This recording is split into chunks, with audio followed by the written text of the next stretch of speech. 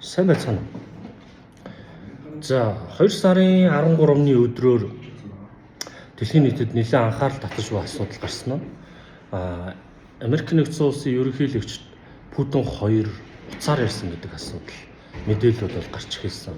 За бараг цаг гарan ярьж ер нь бол Украины дайныг зогсоох арга хэмжээ дуусгах оюун хэлцээр хийх асуудлыг бол ярьсан. Ер нь бол нааштай ярьсан гэдэг зүйл бол ярьсан байна. Гэхдээ энэ дээр бол Украины ерөнхийлөгчийн бодол санаа ямар утга агуулга илэрхийлсэн гэдэг талаар бол байхгүй байгаа. Тэгэхээр энэ хэлцээр бол зөвхөн Орос болон Америкт ашигтайгаар хийгдсэн яригдсан зүйл байгаад Украинд ямар ашигтай гэдэг зүйл гараагүй байгаа учраас энэ асуудал бол тийм хурдан хугацаанд бол шийдэгдэхгүй байж бол магадгүй. Энтэй ярьсантай холбоотойгоор өнөөдрийн гол ярих гэдэг сэдв гэхээр дэлхийн нийтэд дайны байдал зогсож байгаа юм шиг харагдаж байгаа боловч нэг том асуудал бол гарч ирсэн. За энэ бол 2 сарын 11-нд Трамп бол Йорданы хаантай Абдулла гэдэг хүнтэй уулзсан байна. Ер нь бол манай Трамп ерөнхийлөгч бол энэ улсуудын ерөнхийлөгчтэй уулзалтууд бол хийж байгаа. За энэ уулзалт бол нэлээд бас анхаарал татах асуудал байж байгаа.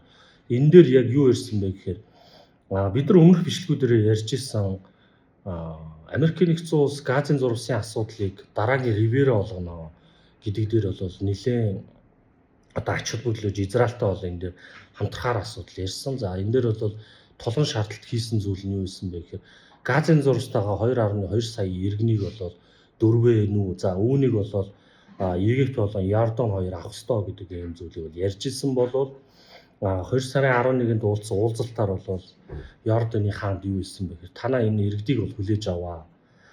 Хэрв та нар энэ иргэдийг хүлээж авахгүй бол та нарт өгдөг жил болгоо өгдөг $1 тэрбум тусламж бол өгөхгүй болно гэдэг юм хатуу тулгын шаардлагатыг бол хийсэн. Ийм зүйл бол болсон гэж. За үүнтэй зэрэгцээд энэ 7 хоногт бол нэлээд бас анхаарал татаж буй асуудал юу гэхээр газын зурвасын Хамасын асуудал бол яригдсан. Хамастай 1 сарын 20-нд Израиль гал зогсоох хэлцээр бол хийцэн байж байгаа юм.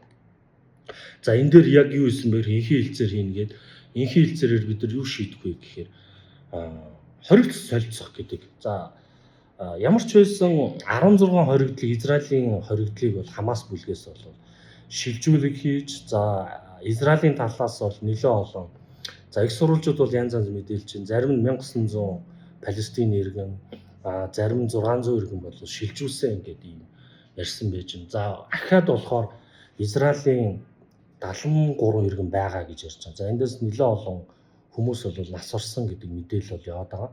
Энэ иргэдийг хүлээлгэж өгөх хугацаа энэ хагас өдөр юм байна.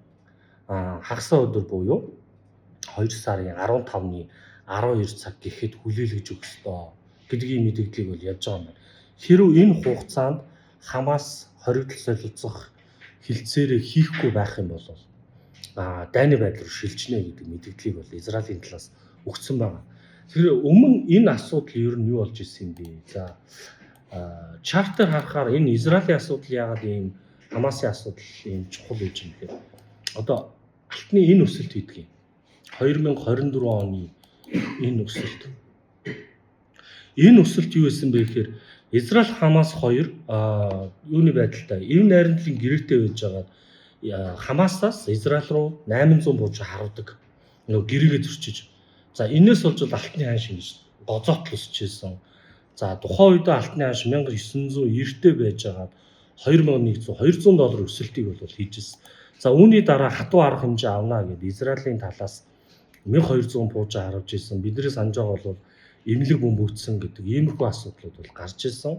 За тэрний дараагаар бол ерөөхдөө асуудлууд бол ингээд дайны байдалтай явж байгаад энэ оны 1 сарын 20-нд бол энэ гал зогсоох хэлцээр байгаад хоригдол солилцох гэдэг явж ирсэн.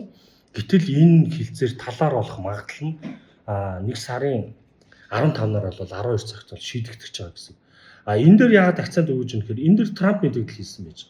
Трамп юу хэлсэн бэ гэхээр за хэрв та нар гал зогсоох хэлцээр ингээд зөрчих юм бол ер нь бол газын зурвас бол там болно гэдэг утгатай юм бол хэлсэн. дайны байдал руу шилжин. За энэ дээр бол Израилийн талыг бол Америк ер нь дэмжих талтаараа оролцож ингэснээрээ Хамастай ер нь дайн үүсгэн ийм үүсгээд Хамасыг ерөнхийдөө бол Газын зурвсыг бол дайны байдлаар бол нэг бол шийдэн, нэг бол ивэ хэлцээр бол шийдэж энэ Газын зурвсыг авснараа бид нар дараагийн Ривера болгоно гэдэг дээр жижигх ийм магадлал айгүй өндөр орж иж гол нь айлгүй гэдэг. Хэрв дайны байдал руу шилжээд энэ хоригдол солилцохгүй байх юм бол зах зээл дээр юу болох вэ гэхээр одоо энэ алтны ханш бол 2927 болсон. Энэ 7 хоногт бол бүтэн өсөлт бол гарч ирж байгаа. Энэ дахиад өснө. Нэгсэндээ нэгд өдөр ханш нэгдэхдээ гаптагаар буюу тасарсан орж ирж ер нь бол $3,000 гэдэг нь бол асуудал очих юм магадлалыг зах зээл дээр үүсгэж байгаа шүү. Тэгэхээр бид нар Украины дайнаас өмнө эхлээд энэ Газын зурвсын асуудлыг нэлээд бас харах хэрэгтэй болж байна гэж хэлмээр байна.